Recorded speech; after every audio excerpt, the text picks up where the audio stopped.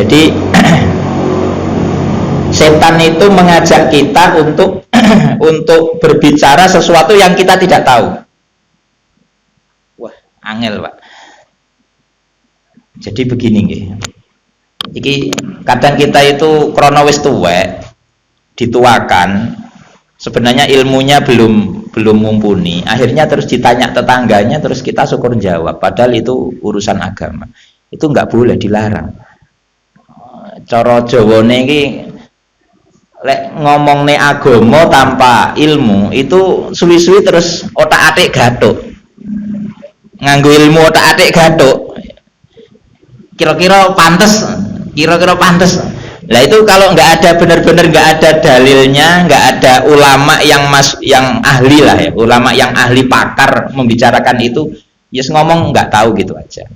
Kata ulama la adri nisful ilmi. Jadi bicara la adri, aku tidak tahu, itu sudah separuh ilmu.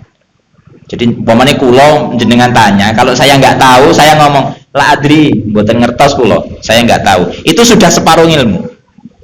Artinya dia jujur itu ya sudah separuh ilmu. Kalau nggak tahu ya nggak tahu, daripada ngomong jawab malah salah. Biasanya kan yang tua-tua kayak kita ini gengsi Pak. Apa meneh kula wis kadung bukae kitab nyekel mic sing ngrungokne akeh bahasa ditakoki ra iso kan terus gengsi. Dari ini bahaya. Jadi kata Al-Qur'an wa antaqulu 'alallahi ma la ta'lamun. Jadi setan itu mengajak kita untuk bicara agama yang kita tidak tahu. Awake dhewe nggak ngerti ngilmune tapi pokoknya ngomong ya jelas nih Mas. Bahaya.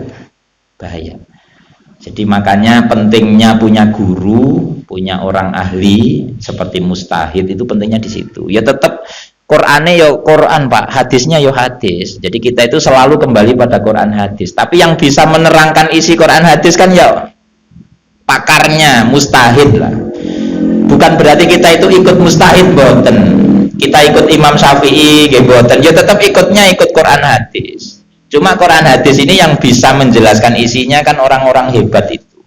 Kalau kita kan enggak, ngaji ini seminggu pisan. Ngaji seminggu pisan kok arepe fatwa. Yang ngaji setiap hari saja sulit. Nah itu, jadi bahaya. Jadi setan itu begitu.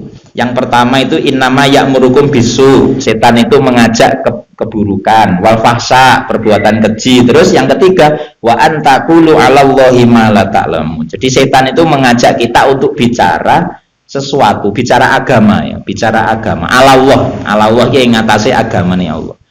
Bicara agama sesuatu yang tidak tahu. Nah ini bahaya gitu.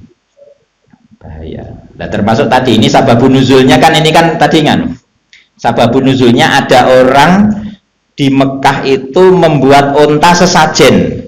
Jadi dianggap sesajen ke berhala ya, kayak di lingkungan kita yang non muslim kan ada lah seperti itu ya. Jadi memberi sesajen ke berhala itu dianggap itu halal. Lah orang yang nggak tahu agama menghukumi itu halal. Akhirnya terus anak buahnya ikut semua. Bahaya.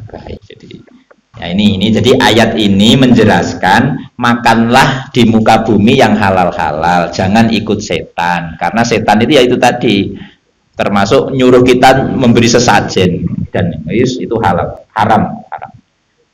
Nah tafsirannya begitu, min tahrimima saking ngaromake perkara lam yahrum kang ora haram apa ya ini. Jadi mengharamkan sesuatu yang tidak haram. Jadi mengharamkan sesuatu yang tidak haram. Contohnya begini, apa itu onta itu Pak? Kalau orang jahiliyah, sawaib namanya. Onta sawaib itu kalau sudah dinadarkan, dispesialkan untuk nanti untuk dibuat sesajen berhala, itu nggak boleh dimakan. Menurut dia haram. Nah itu terus disinggung dari ayat ini dengan ayat ini. Jadi kalau nggak tahu agama, jangan menjelaskan agama kok sampai ngaram-ngaramnya unta. Ya repot Pak, kita mau bagaimana? Mau kita ambil, kita makan, biar nggak mubadir ya. Innal mubadirina kanu ihwana syayatin. Memubadirkan itu kan temannya setan. Contohnya yaitu sesajen itu memubadirkan. Tapi kalau kita makan, ya nyolong namanya. Karena nggak izin pemiliknya. Dan pemiliknya jelas nggak ridho juga. Ya repot. Akhirnya ya kita kalau bisa menasehati dinasehati, kalau nggak bisa ya di hati ingkar udah. Man ra'a minkum mungkaron falyughayyir biyadihi. Barang siapa tahu mungkar ya rubah dengan tangan. Oh, ini tapi malah bahaya ya kalau rubah dengan tangan. Iso perang saudara.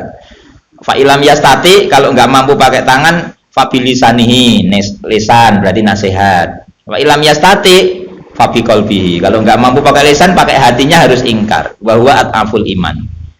Jadi kalau pakai hati yaitu sudah iman terlemah. Tapi ya nggak apa-apa, yang penting ingkar ngono. Ya kayak kita kalau jalan di pasar kan ada maksiat ya terus mau bawa pentung sak pasar dipentungi kabeh. Kayak Sayyidina Umar keliling pasar sambil bawa pecut.